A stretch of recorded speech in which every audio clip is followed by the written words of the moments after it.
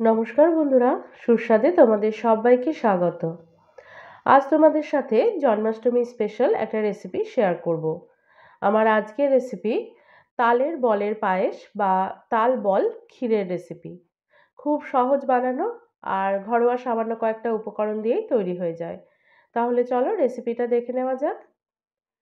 তো প্রথমেই এটা বানানোর জন্য আমি কড়ার মধ্যে তালের পাল্পটা নিয়ে নিচ্ছি।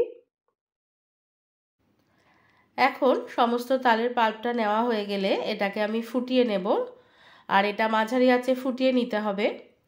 তো বন্ধুরা, তাল থেকে কিভাবে তালের পাল্প বের করতে হয় সেটা অনেকেরই জানা আছে। আর যারা জানো না, যারা প্রথম প্রথম এই রান্নাগুলো শিখবে, তারা কিভাবে তালের পাল্পটা বের করবে সেটা যদি শিখতে চাও, তার লিঙ্ক আমি ডেসক্রিপশন বক্সে দিয়ে দিচ্ছি, তোমরা সেখানে গিয়ে দেখে নিতে পারো।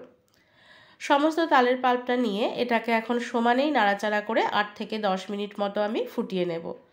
দেখো, এটার কিন্তু এরকম একটা স্মুথ টেক্সচার চলে আসবে। এই পর্যায়ে ফ্লেমটা বন্ধ করে এটাকে আমি ঠান্ডা করে নেব। এখন একটা কড়ার মধ্যে নিয়ে নিচ্ছি জল। জলটা কিছুটা গরম হয়ে গেলে এখন এর মধ্যে 3 চামচ মতো তালের পাল্প আমি দিয়ে দিলাম। তালের পাল্পটা নেওয়ার পর সমস্তটাই ভালো করে মিশিয়ে নেব। সমস্তটা নাড়াচাড়া করতে করতে দেখবে এটার একটা এরকম স্মুথ টেক্সচার চলে এসেছে। এই পর্যায়ে এর মধ্যে আমি দিয়ে দিচ্ছি চিনি, আর দিয়ে দিচ্ছি খুব সামান্য পরিমাণ নুন। এই দুটো উপকরণ দেওয়ার পর সমস্তটা আবারও ভালো করে মিশিয়ে নেব। তারপর এটাকে আমি ফুটতে দেব। চিনিটা গলে যাওয়া পর্যন্ত ফুটলেই হয়ে যাবে। সমস্তটা ফুটে গেছে, দেখো এটা আবারও একবার আমি ভালো করে নাড়াচাড়া করে নিলাম।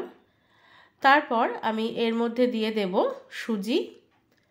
সুজিটা দেওয়ার পর আবারও এটাকে নাড়াচাড়া করে নেব, আর খুন্তির সাহায্যে এটা সমানেই নেড়ে নিতে হবে, যাতে সুজিটার মধ্যে কোনো দলাভাব না থাকে। এটা সমানেই নেড়ে যেতে হবে হাতে একটু সময় নিয়ে, আর এটাকে হাই ফ্লেমে নাড়াচাড়া করে নিতে হবে। বন্ধুরা, জন্মাষ্টমী স্পেশালে যদি তালের আরও কিছু রেসিপি তোমরা শিখতে চাও, তাহলে সেগুলো আগেই তোমাদের সাথে আমি শেয়ার করেছি, লিঙ্ক আমি ডেসক্রিপশন বক্সে দিয়ে দিচ্ছি, তোমরা সেখানে গিয়ে দেখে নিতে পারো। তো সুজি আর তালের মিশ্রণটা যখন এরকম বেশ ঘন হয়ে আসবে, এরকম জমাট হয়ে আসবে, এই পর্যায়ে ফ্লেমটা বন্ধ করে দিলাম। তারপর এই সুজি আর তালের মিশ্রণটা আমি একটা থালার মধ্যে তুলে নিচ্ছি। সমস্তটা তোলা হয়ে গেলে এখন এটা ভালো করে পুরো থালাটার মধ্যে আমি ছড়িয়ে দেব, যাতে এটা তাড়াতাড়ি ঠান্ডা হয়ে যায়। সমস্তটা ছড়িয়ে নিয়ে এটাকে ঠান্ডা করে নিতে হবে। এই মিশ্রণটা ঠান্ডা হয়ে গেলে দেখবে আরও বেশ কিছুটা কিন্তু শক্ত হয়ে যাবে। এই পর্যায়ে এটাকে ভালো করে মেখে নেব। খুব ভালো করে হাতে একটু সময় নিয়ে, মোটামুটি 5 থেকে 7 মিনিট মতো সময় নিয়ে এটাকে মেখে নিতে হবে।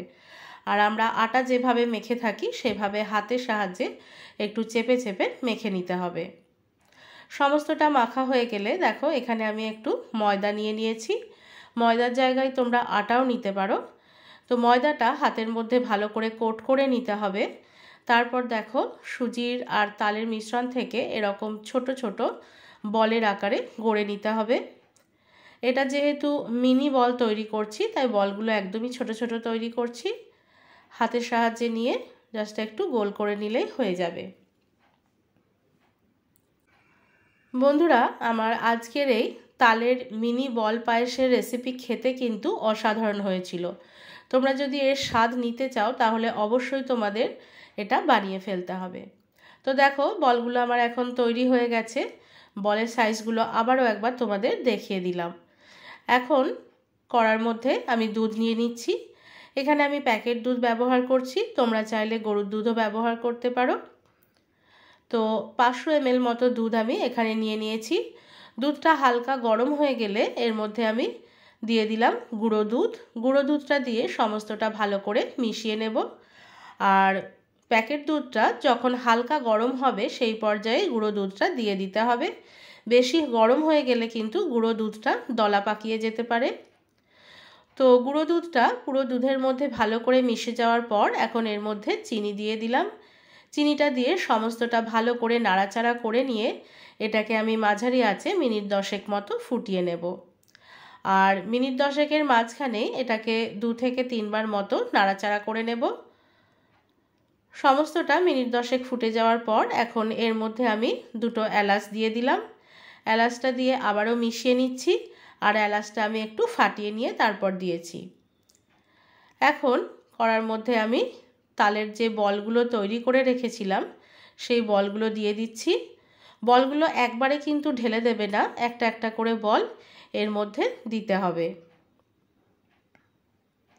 সমস্ত বলগুলো দেওয়া হয়ে গেলে এখন আলতো করে এটাকে একটুখানি নাড়াচাড়া করে নেব।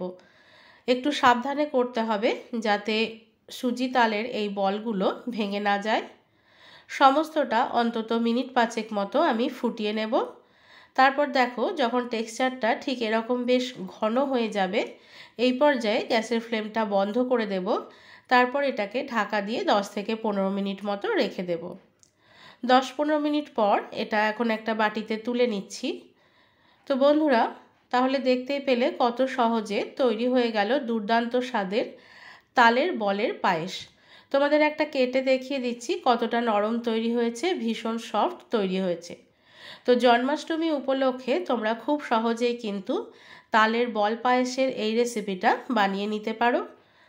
আশা করি আমার আজকের রেসিপি তোমাদের ভালো লেগেছে। ভালো লেগে থাকলে লাইক, শেয়ার, কমেন্ট করার সাথে সাথে চ্যানেলটিকে সাবস্ক্রাইব করে বেল আইকনটি ক্লিক করারও অনুরোধ রইল।